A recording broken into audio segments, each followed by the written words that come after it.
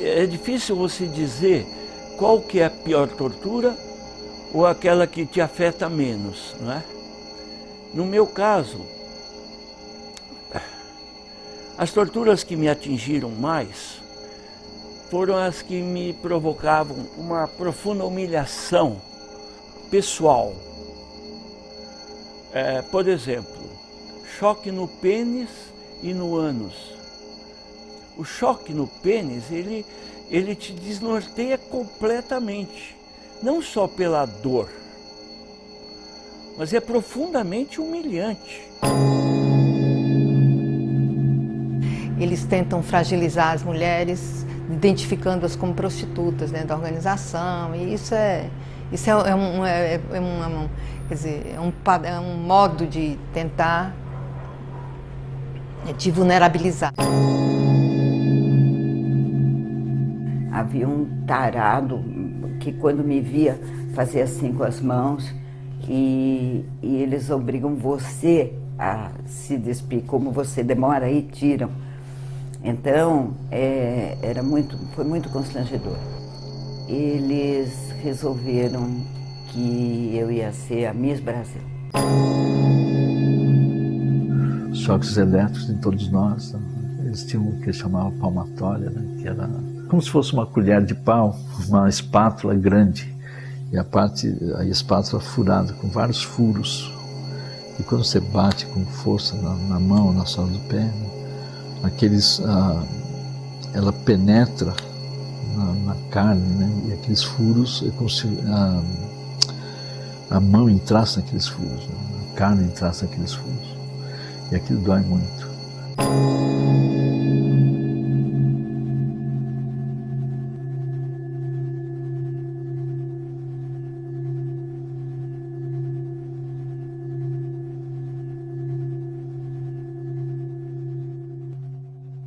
A tortura é a quebra da unidade de um ser humano. Vamos dizer assim, o ser humano é alma e é corpo.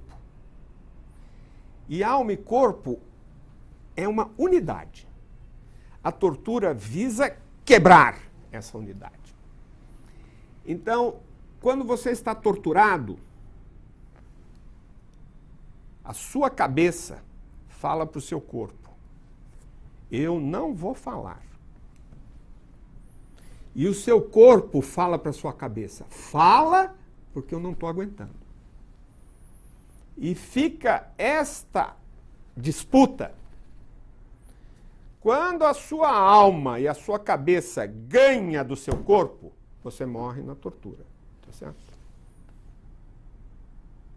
Quando o seu corpo, nessa disputa, ganha da sua cabeça, você começa a confessar. Tortura. Tortura. Tortura. Tortura. Eu fui preso no dia 28 de fevereiro de 70.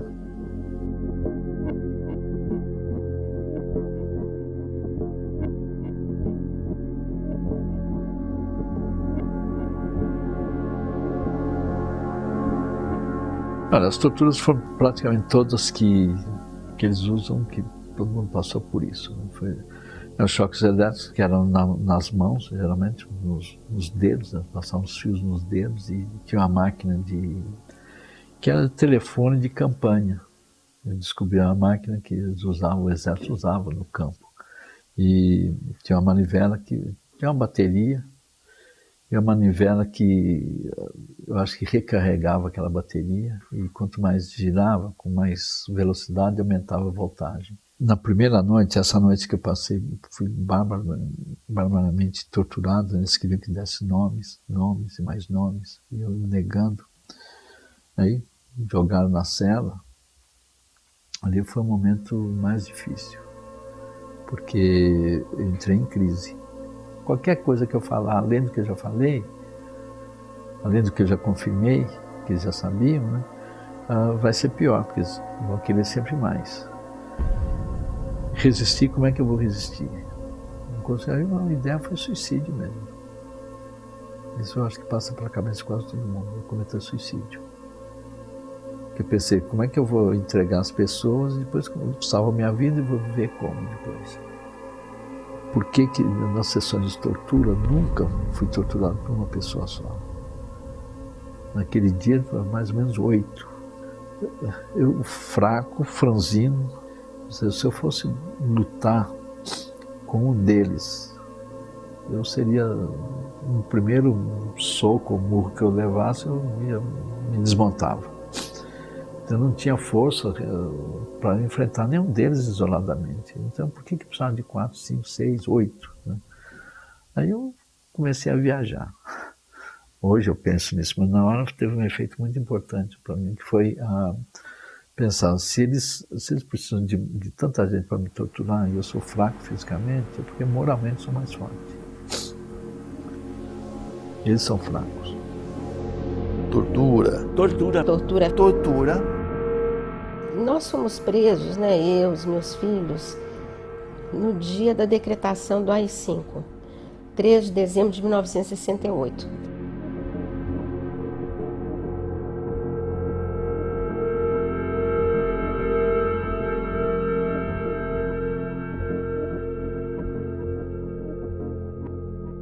Na época, o André tinha 3 anos e meio, a Priscila tinha 2 anos e meio, e eu fiquei presa junto com eles 4 meses e meio. Bem, então, nós, né, não houve uma tortura física no sentido pleno da palavra, da tortura física. Acontece que a própria situação a qual eu fui submetida com as crianças, ela era uma situação de profundo ataque, né? Do ponto de vista emocional, psicológico, que configura, né, um tipo de constrangimento, de tortura psicológica, porque eu não sabia quais eram exatamente o que eles poderiam fazer conosco. Nós ficamos presos numa ala de doenças infecto-contagiosas, sem nenhum tipo de assistência médica. Os meus filhos tiveram milhares de furúnculos, eles ficaram profundamente debilitados. A Priscila, ela não conseguia se alimentar. Ela ficou com a boca tomada de feridas e eu me lembro de dando leite para ela a conta-gotas. E recentemente eu fiquei muito surpreendida porque eu ouvi o meu filho dar um depoimento, o André deu um depoimento, e ele contou nesse depoimento que ele achou que estava entrando num castelo, que eu teria dito para ele que nós estávamos entrando num castelo. E ele se referiu a isso como uma forma de eu criar uma condição possível para uma criança estar presa. E eu não me lembro de ter dito isso para ele. As pessoas me perguntaram, mas você disse para eles? Eu falei, olha, não me lembro. Recentemente, há um mês atrás, nós fomos, o Aldo Arantes e eu, fomos dar um depoimento na Comissão da Verdade do Estado de Alagoas. E ali, para ir neste lugar, você passa pelo prédio onde nós ficamos presos. E eu pedi para parar para tirar uma foto. Quando eu fui tirar a foto desse prédio, eu vi que é um prédio enorme, que ocupa o quarteirão inteiro, que é um prédio do Comando Geral da Polícia Militar, e o teto desse prédio é todo feito em ameias, como os castelos de antigamente, onde ficavam os arqueiros, né, se protegendo o castelo. Então, eu nunca tinha percebido como era a parede, os muros desse lugar, mas o André, aos 3 anos e meio de idade, ele percebeu, ele falou, a essa hora da noite, era sempre esses traslados de um lugar para outro, eram feitos de noite, ele achou que estava entrando no castelo e isso ficou impregnado na memória dele. E eu disse para ele, meu filho, você tem razão, era um castelo. Ele falou, mamãe, você levou 40 anos para acreditar em mim. Enfim, isso prova, né, como que as marcas desse tempo são indeléveis. Tortura. Tortura. Tortura. Tortura. O que a tortura faz, fundamentalmente, é incidir num processo de desumanização do indivíduo até que ele se encontre numa posição absolutamente solitária e obscena, sem nenhuma sustentação. Então, quando nós pensamos nos efeitos da tortura, precisamos pensar nesses efeitos na pessoa, nas gerações, nas redes próximas, mas na sociedade como um todo também, né? Situações traumáticas se tornam trauma quando não são reconhecidas pelo social. Que é isso, não foi nada, foi uma dita branda. O que se nega é o sofrimento da pessoa que está fazendo o seu relato, que tem a sua história. Então é nessa posição de não reconhecimento social que nós temos localizado, na verdade, a massa do trauma. Um trauma que alguém carrega, mas que o social como um todo se encarrega de não ouvir, cumprindo o circuito traumático. Tortura. Tortura. Tortura. Tortura. Eu fui presa em 1969, na noite de 4 de novembro, e foi o pior dia, acho um dos piores dias para a história do Brasil, porque foi quando o Esquadrão da Morte matou, assassinou Carlos Marighella.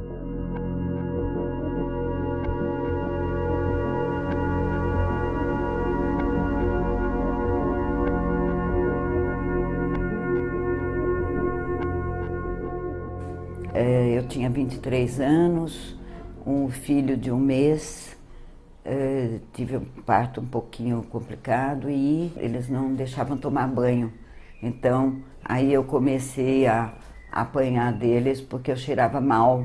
Então, quando eu tirava a roupa, eu tinha leite, eu cheirava azedo. Era terrível, transpirava muito e aí apanhava porque ele se incomodava com isso, e com o leite principalmente. Então, me deram uma injeção para cortar o leite, porque o leite incomodava o torturador. E foi uma violência tão, até hoje, porque o leite, enquanto eu tinha leite, tinha uma ligação com o meu filho, eu ainda conseguia dizer para mim que eu tinha um filho. E aí cortaram, para cortar o leite para não ter mais. Foi uma injeção só, eu resisti um pouco e eles me deram a injeção na coxa, aqui na frente. Acabei tomando a injeção aqui. E como sequela disso, eu tive uma infecção puerperal muito forte, por falta de higiene total. E aí nunca mais tive filhos até hoje. Então a sequela foi me esterilizar. Tortura. Tortura. Tortura. Tortura. Então dali do pau de arara você fica pendurado, levando choque.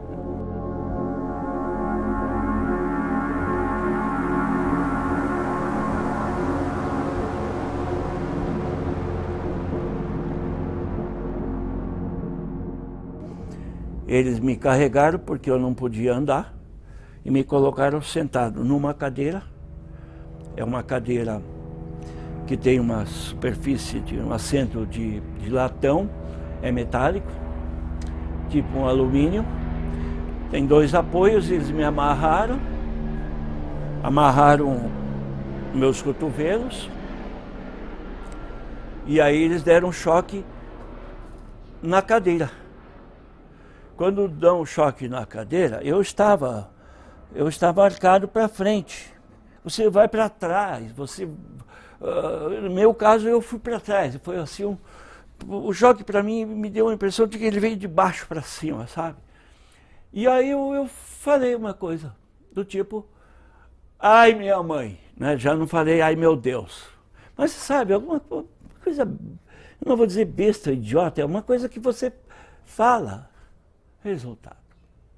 O cara começou a me encher de porrada.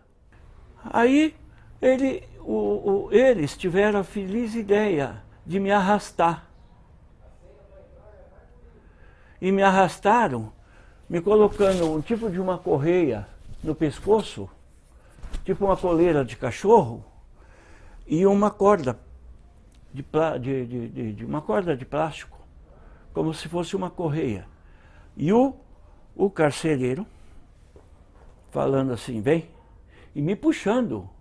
Me levaram no chuveiro, não tinha O chuveiro tinha um cano, saiu uma água fria, jogaram em cima, veio o índio, o enfermeiro, ele tinha uma pastinha de enfermagem, branca, cruz vermelha, e embaixo do braço uma Bíblia.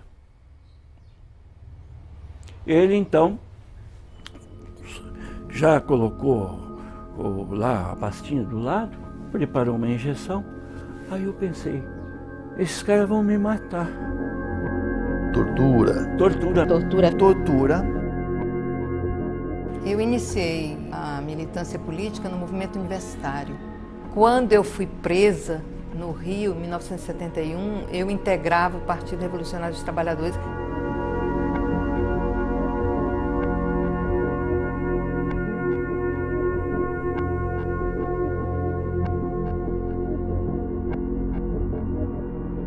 Foi um momento de tortura e um momento em que eles queriam alguma coisa de você. Eles tinham uma intenção deliberada com a tortura. Conseguir mais dados sobre pessoas da organização. A sensação era de que a casa estava caindo. Exatamente, a casa estava caindo. Isso é uma sensação muito comum às pessoas que estão sendo torturadas. Elas se sentem desmontando tudo em cima dela. Então eu precisava me proteger daqueles pancadaria, daqueles paus que me deixavam encontrar uma forma de sair dali, de conseguir sobreviver. Então a ideia era essa inicialmente. Então foi um desmonte realmente, uma sensação muito brutal, sem dúvida nenhuma. Quando você sai da prisão, você tem que retomar a sua vida, né? E essa certeza de que a tortura deixa marcas, e essas marcas, se você não tratar com o tempo, elas se tornam mais agudas ainda, na medida em que tua capacidade de trabalho se transforma também, e as sensações e a tua resistência física, biológica, ela passa a ser menor. A tortura é um crime de lesa humanidade exatamente por isso, porque ela possibilita a destruição das pessoas, né, através dela. É um instrumento de morte, de destruição, né, de negação da vida.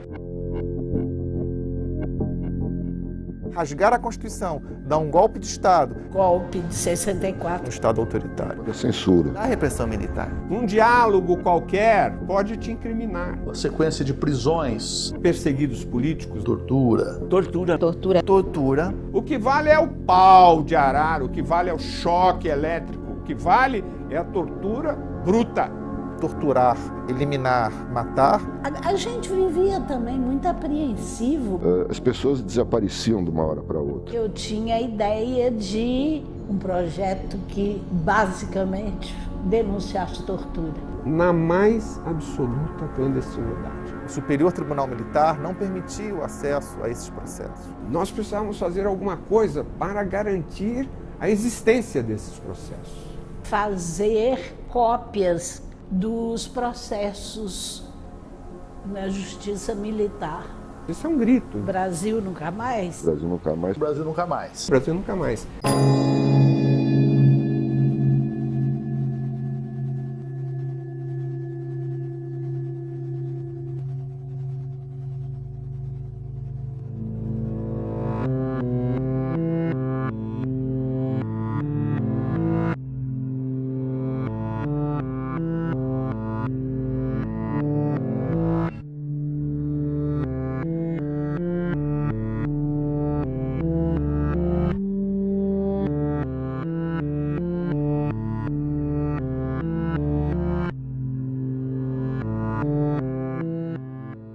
Um belo dia, eu estou descendo a rua, a Brigadeiro Luiz Antônio, saindo da auditoria militar, estava comigo a Eni Moreira, advogada de presos políticos, do escritório do professor Sobral Pinto, no Rio de Janeiro, tinha clientes aqui em São Paulo.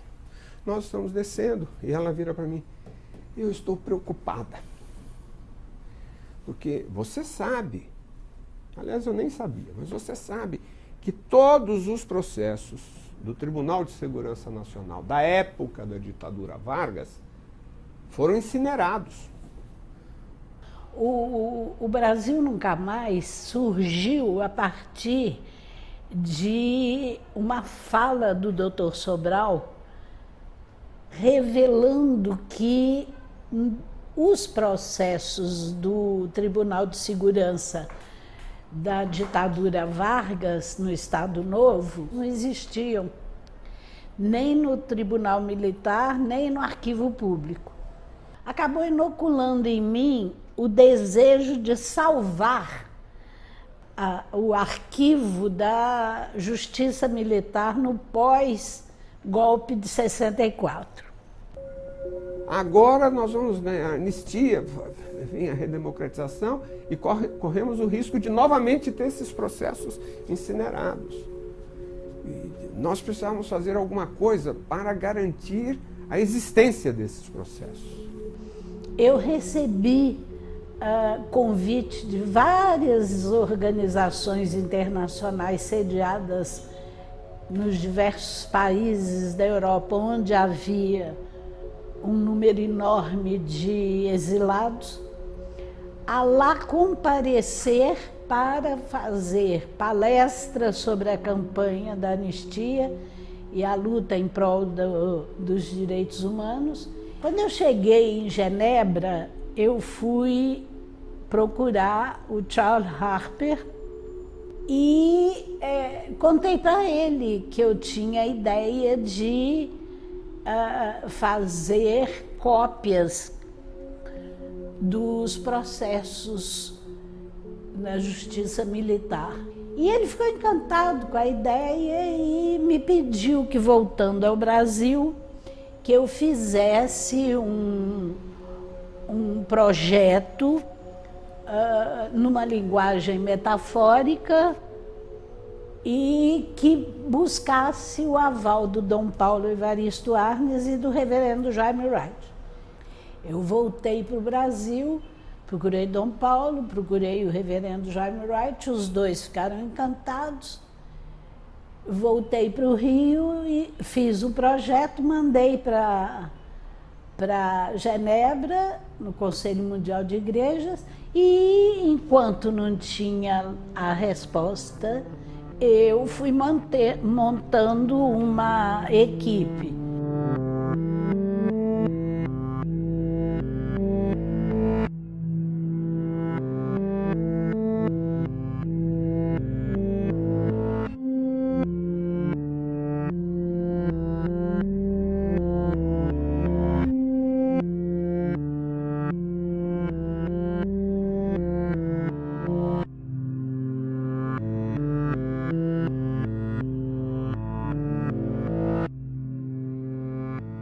Em Brasília, nós montamos um pequeno escritório. Nós alugamos uma sala, contratamos 2 meninos, tá certo?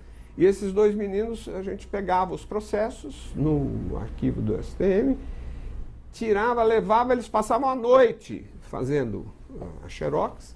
No dia seguinte estava pronto, o Sigmaringa devolvia. Depois mandava para São Paulo, tá certo? Aqui em São Paulo, a gente microfilmava. O microfilme a gente mandava para Genebra, na sede do Conselho Mundial de Igrejas, porque a gente achava que podia ter um problema de segurança, pelo menos a gente salvaria os que estavam lá. E assim a gente foi fazendo. O Greenhalgh, ele fica um amigo pessoal meu, assim, muito estreito, de um convívio muito, muito diário. E ele, então, é a pessoa que me traz a notícia do Brasil Nunca Mais. Ele fala que, olha, nós estamos pensando em organizar uma pesquisa assim, assim, assim, assado. Você é uma pessoa que tem que trabalhar, você topa. O grande desafio no meu trabalho era exatamente o seguinte: esse livro, ele não pode ter uma notícia errada. Se pegar uma mentira aqui, nossa, você corre o risco de destruir, né? E isso é a melhor prova. E foi com o tempo que nós começamos a descobrir o que a gente não supunha antes, que na documentação oficial do regime havia a tortura presente. Estava ali, nós apenas revelamos os documentos produzidos pela ditadura. E pior, pela justiça da ditadura.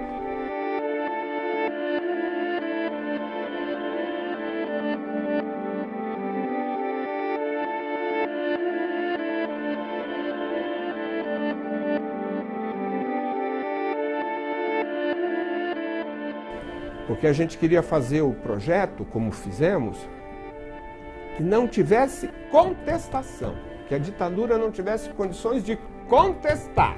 Dizer, isso aqui é mentira. E a gente falar, não, porque na página tal, na linha tal, não sei, está escrito. A gente vivia também muito apreensivo, porque primeiro que a gente sabia que a polícia rondava tudo. A gente não sabia quem era a polícia, não estava escrito na cara.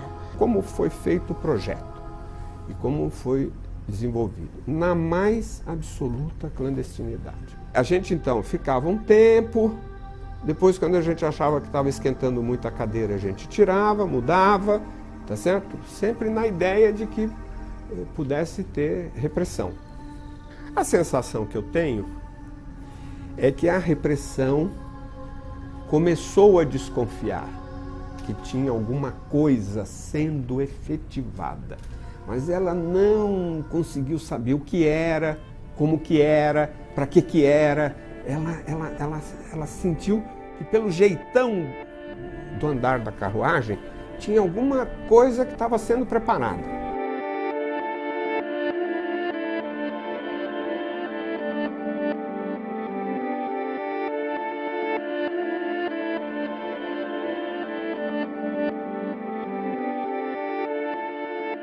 Na época eu trabalhava na Folha de São Paulo e trabalhava muito, sabe? Eu viajava muito. Na época o jornalista trabalhava 12, 14 horas por dia, então era difícil conciliar os horários, né? E eu tinha que acertar também com o Frei Beto, porque a gente sempre trabalhava junto, né? Os dois. Trocar ideias e tal, né? E eu me lembro que a gente começou a trabalhar numa sala na própria Cúria, e só o Dom Paulo e nós que podíamos entrar lá, era a sala secreta e tal, onde estava o material, né? E foi um alívio muito grande quando eu terminei a minha parte do trabalho, porque eu morria de medo de tudo, eu sempre fui muito medroso, apesar de jornalista que todo mundo imagina, que jornalista não, é furão, vai lá e faz as coisas, né? Eu sempre tive muito medo, assim, de polícia, de justiça, sabe, dessas coisas. E de repente estava envolvido com uma história muito delicada, né? As pessoas que eram presas sem nenhum mandado de prisão, se descobrissem o que eu estava fazendo, não era só a minha vida que estaria em risco, mas a de outras pessoas também, e tinha que pensar nisso, né? Era difícil, sabe, você escrever de uma maneira que sem se envolver, né? Porque é chocante você ler aquelas coisas, não é um texto normal de jornal, tal, né?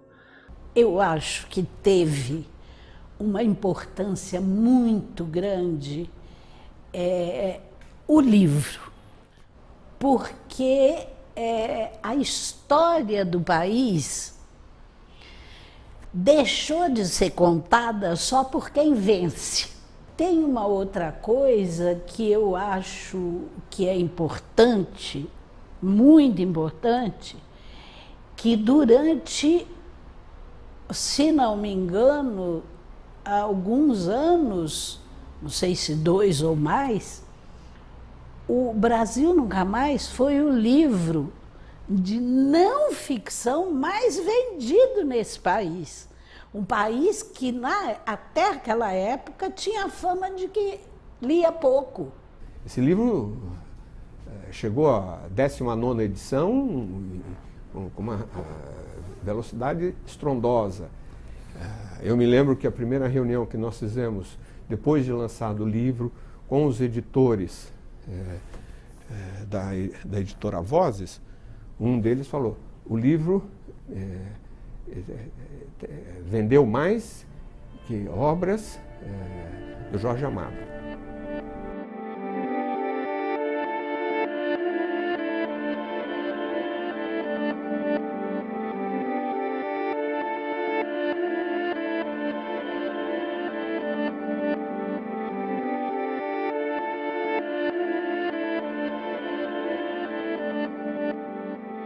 A ditadura, na minha opinião, quando viu o livro, tá certo? Quis desqualificar. Depois silenciou, entendeu? Então, isso é coisa do Dom Paulo, isso é coisa dos subversivos de sempre, isso é, entendeu? Esse pessoal que não sei das quantas e tal, são os comunistas de sempre, tá certo? Depois ela ficou quieta e relegou ao silêncio, tá certo? E eu acho que ao não enfrentar o livro, a ditadura confessou para nós que o que está escrito no livro é absolutamente verdade. Eu considero o Brasil Nunca Mais um marco na história dos direitos humanos no Brasil. Primeiro, porque ele utilizou o acervo da própria repressão para buscar elementos da violação de direitos humanos praticados por essa repressão. Isso é de uma genialidade, a meu ver, assim, impressionante. O objetivo do Dom Paulo era fazer um registro histórico mesmo, que ele não é literatura, não é um romance, né? No fundo, a gente pode dizer que é uma grande reportagem de uma época, né? E o objetivo central do Dom Paulo é exatamente esse, de que não se repetissem essas coisas. Brasil Nunca Mais? Não sei não. Não sei. Não, também não. Não. Deve ser alguma coisa relacionada a social, aproveitando esse contexto que está tendo aí de manifestação, é isso? Brasil Nunca Mais é um movimento contra a tortura. A tortura no Brasil, o pau de arara, a falta de habeas corpus, a falta de advogado, sempre existiu para o preto, o pobre, o despossuído. E na ditadura civil-militar de 64, os torturados eram, com raríssimas exceções, filhos da classe média e até da alta classe. E aí houve uma grita. Aí as pessoas que tinham projeção na voz começaram a protestar. Então, eu acho que no processo de transição democrática, o Brasil não rompeu, né? Não teve uma ruptura significativa, especialmente na área da segurança pública. Ainda não existe o compromisso de combater a tortura absolutamente, né? E qualquer ato de violência praticada pelos agentes do Estado. Muitas vezes o contrário. Muitas vezes o que eu vejo é o estímulo para que isso aconteça, né? E às vezes no clamor assim da população em mais segurança, contra a criminalidade e tal, até se apela a esse tipo de recurso. E aí as autoridades acabam cedendo a esses apelos. Acabou a ditadura, viemos para a democracia. É verdade que não podemos dizer que, à semelhança da ditadura, existe uma política de Estado de eliminar os transgressores de todas as espécies, porque não é hoje uma política de Estado. É preciso que a gente faça essa ressalva, mas a tortura, a morte, o desaparecimento, as graves violações de direitos humanos, elas continuam acontecendo no dia a dia, a olhos vistos, e a maioria da população se cala. E quando abre a boca, ainda legitima esse proceder.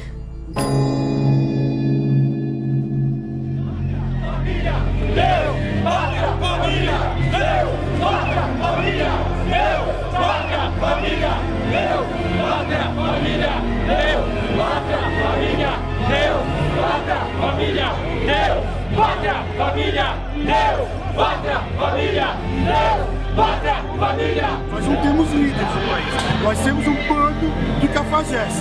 Fora quadrilha política organizada!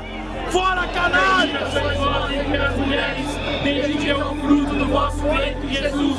Santa Maria, Mãe de Deus, rogai por nós pecadores, agora e na hora de nossa morte. Amém. Acho que é interessante não ser favorável exclusivamente ao militarismo como comandante, como imposição de força, mas talvez, se for para melhorar principalmente a questão da segurança e um governo melhor para todos, por que não? Verde, amarelo contra a cruz e o martelo! Verde, amarelo contra a cruz e o martelo! Essa marcha é uma coisa que já aconteceu em 64, tá? Foi contra o golpe comunista no nosso país. Quer a ditadura da esquerda, o comunismo ateu, ou a ditadura da direita, o fascismo perseguidor atroz. Aqui estamos ao lado de figuras que comparecem ao lado do povo, figuras de destaque do mundo político brasileiro. 1, 2, 3, 4, 5 mil! Queremos militares protegendo o Brasil! Queremos alternância no poder porque entendemos que o país está caminhando para uma ditadura comunista. Nós queremos que a nossa Constituição seja respeitada, nem que seja através dos militares. Então é o seguinte, para que o Brasil não se transforme numa nova Venezuela... Não tem outra saída a não ser uma intervenção. Que cultura é essa que não muda, que não se instala como nunca mais, né? Quer dizer, isso nós estamos muito longe de um nunca mais. A bem da verdade, acredito até que nós não chegamos perto do nunca mais. Eu não tenho a menor dúvida de que a impunidade de graves violações de direitos humanos cometidas em qualquer tempo por agentes do Estado inspira e dá confiança a quem viola direitos humanos na atualidade. A gente vê isso muito claramente. Você vê um policial militar que se sente absolutamente confortável de violar direitos humanos, de torturar, porque ele tem a confiança que o Estado lhe dá de que irá protegê-lo, de que irá lutar pela sua impunidade. Então não é por menos que nós temos um Estado que não consegue aprovar uma lei que tipifica o desaparecimento forçado, não é por menos que nós temos um Estado que permite que o assassinato cometido por um policial em serviço seja classificado como resistência, seguida de morte, não é por menos que nós temos um Estado que permite que a polícia remova as suas vítimas que provocou do local do crime, supostamente para tentar lhe dar um atendimento médico, mas quando está de fato eliminando a prova. Então, nós temos sintomas por todos os lados da doença que aflige a democracia brasileira nesse ponto. O que falta é entender por que não se quer aplicar os medicamentos adequados.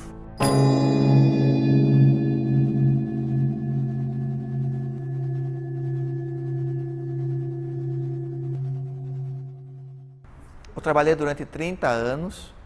Eu aposentei em janeiro de 2012, o nome técnico é oficial da reserva agora, aposentado.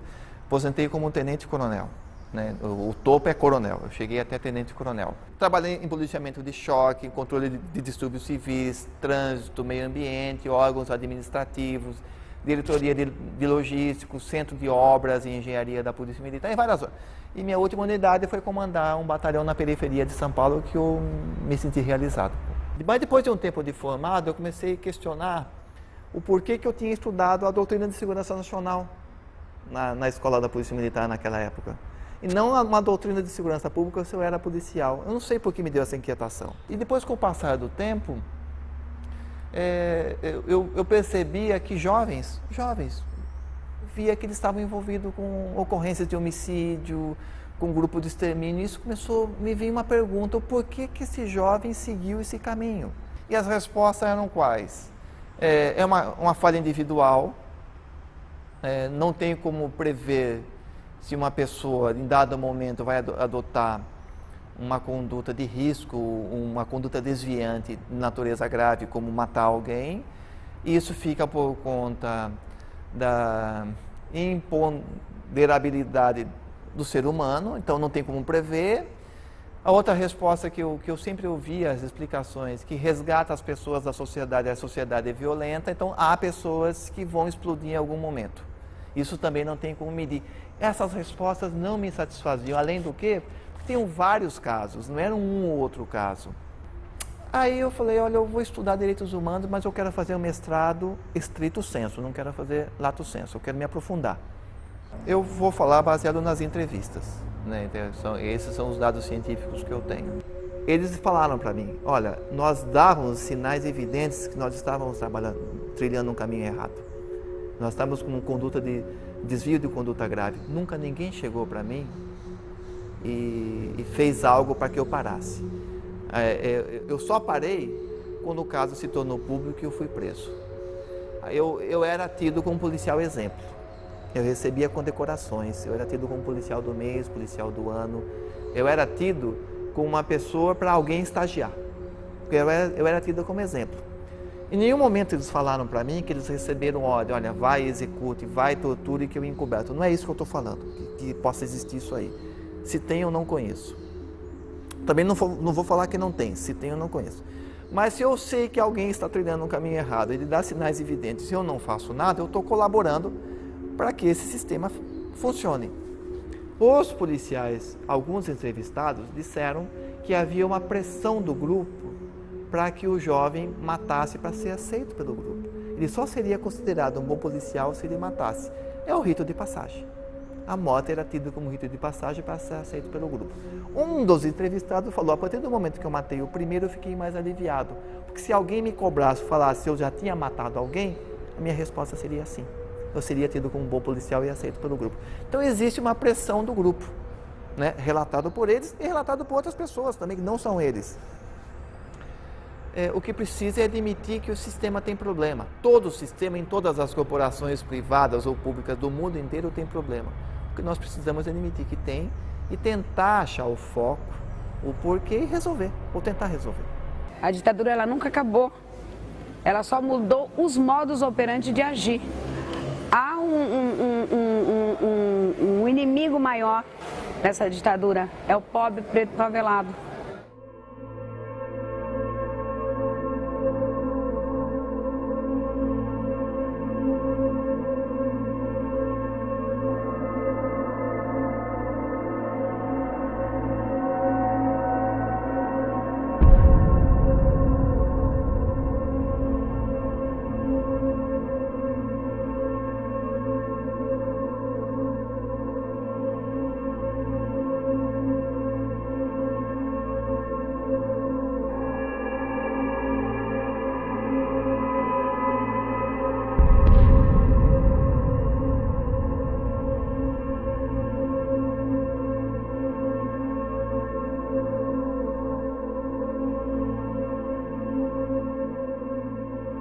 Sou a mãe do Wagner Lins dos Santos.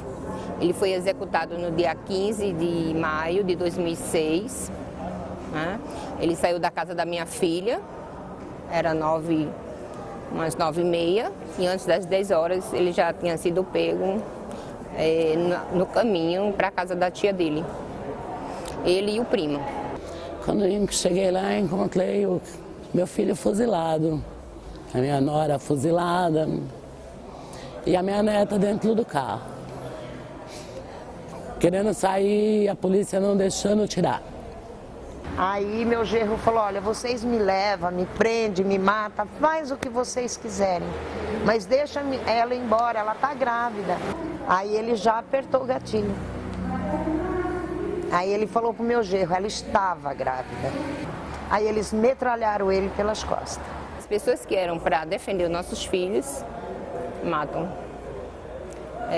Nem perguntam o porquê, nem quem é, e matam. E aí eles não matam só a pessoa, ele mata a família, ele destrói a família.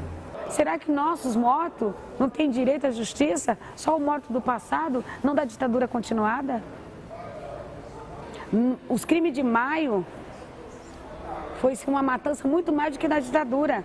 Foi um curto tempo, a ditadura foi 21 anos. Os crimes de maio foi, e houve sim, a gente sabe que é um respaldo. Porque é muito fácil, como eu mesmo me posicionei para a presidente Dilma. Não podemos fazer a festa que acabou a ditadura, porque vocês esqueceram de avisar a polícia. A tortura do presente corre solta porque corre solto como sempre correu. Então, o fato de você prender aqui no passado, pessoas do passado, tantos anos depois, sem vínculo direto com as pessoas com quem hoje estão torturando, quer dizer, que efeito pode ter isso? Que impacto tem isso no presente?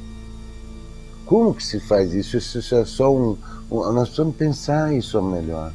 Isso é só uma argumentação? O Brasil não está precisando de argumentação. É uma tese que você coloca lá, então eu vou prender o Ustra, eu vou prender todos os outros torturadores, e isso por si só vai parar a tortura no Brasil? Não vai. Por que apesar da democracia, do fortalecimento da democracia no Brasil, de uma nova Constituição, de surgimento de corregedorias, de ouvidorias, de tentativas de se controlar a polícia, por que a polícia continua violenta e depois de 30 anos continua se matando tanto, né? A meu ver, qual que é a explicação? Eu acho que o problema maior é o fato das polícias serem duas polícias, que é também uma peculiaridade muito brasileira.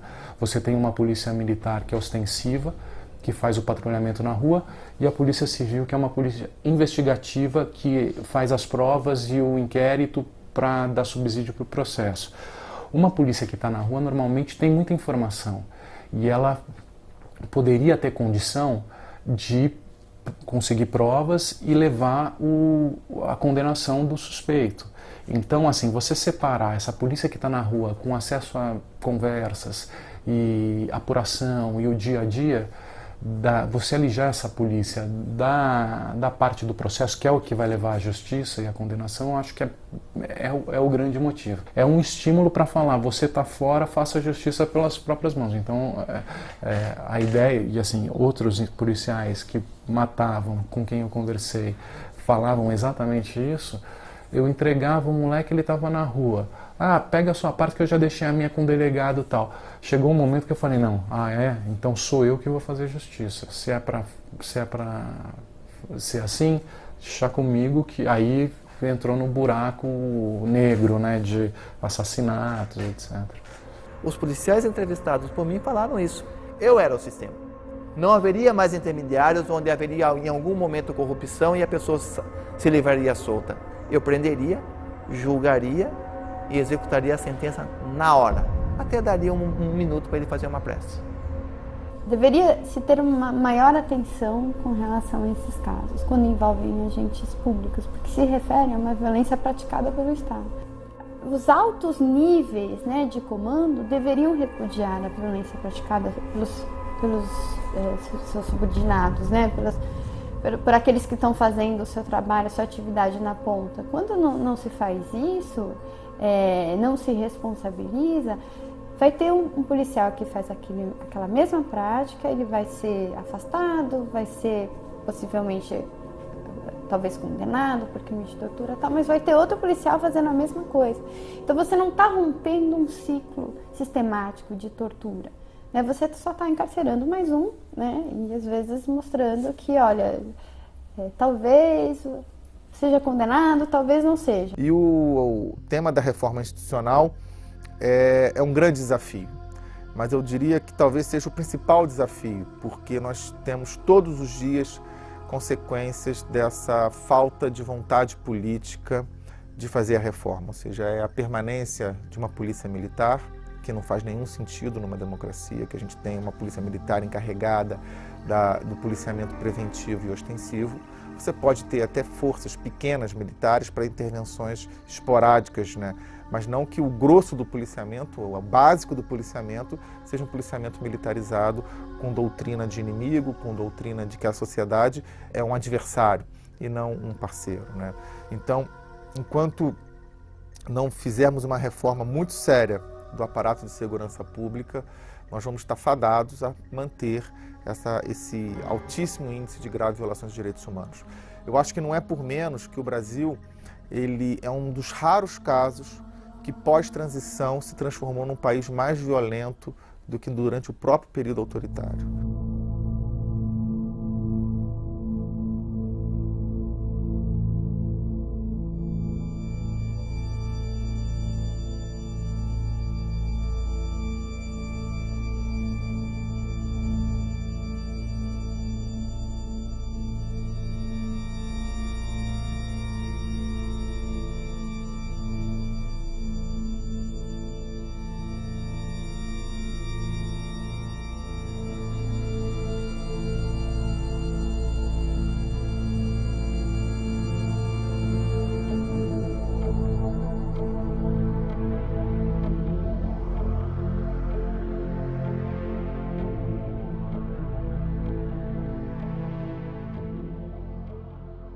Enquanto a gente não quebrar essa ideia de que o Estado ele não existe para reprimir, mas ele existe para promover o bem comum e que ele tem que usar dos valores democráticos para isso, e excepcionalmente a violência ela deve ser utilizada para garantir a segurança da sociedade como um todo, nós não vamos avançar nesse processo.